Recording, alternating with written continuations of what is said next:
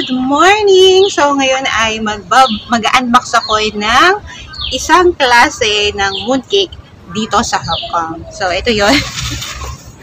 Ayan! So, yan. Nakalagay pa siya sa eco bag. At ang laman nito, ayan. Papakita ko po sa inyo. So, ayan. Very special po ito. Ayan. So, nakalagay po, we create, we are artisans, we are CSB. O, diba? Packaging pa lang special na. And gintong-ginto po talaga. Siguro ginto rin yung presyo nito. Ayan. So, gusto ko lang i-share sa inyo. So, eto na po siya. Ang box po ng mooncake. Eh, tingnan natin, no? Diba to? Parang moon siya. So, gold moon. And then, so, open ko na po para makita nyo rin po yung loob. Ayan. Ayan. So, yan. So, 6 na piraso po yung laman. Kasi ang lucky number dito rin ay isa ay number 6. So, yan. So, meron siyang 2 big mooncake. Ito yan. So, ito talaga, once na naubos nyo po to, busog na kayo. Yung iba, hindi talaga ito maubos. Pero ako, ubos ko to. Ayan. So, dalawang klase po siya. Ayan. So, meron naman po na isang kainan lang sa mga nagda-diet. So, ito yung kailangan. So, isang kainan lang po siya.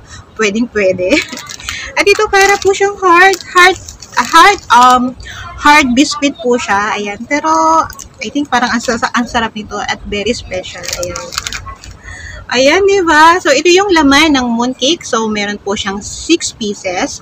At meron po siyang 3 klase po ng mooncake. Ito po ay yung big mooncake, the bite-sized mooncake, at saka ito, may parang heart shape po na siya, na biscuit naman po yung style niya. Ayan. So, thank you. Ayan. So, ayan, diba? Ganda. Tsaka, busog na busog ka sa pagka naubos nyo to. So, hindi to kayang ubusin ng isang tao. Siyempre, kailangan din mag-share. Ayan. So, thank you kay si Sonia Amiga. Ayan, si Sonia Amiga po yung nagbigay sa akin ito. And salamat din po sa pag-always share ng blessing niya po sa akin. Ayan. Thanks for watching. Okay. See you on my next video. Bye!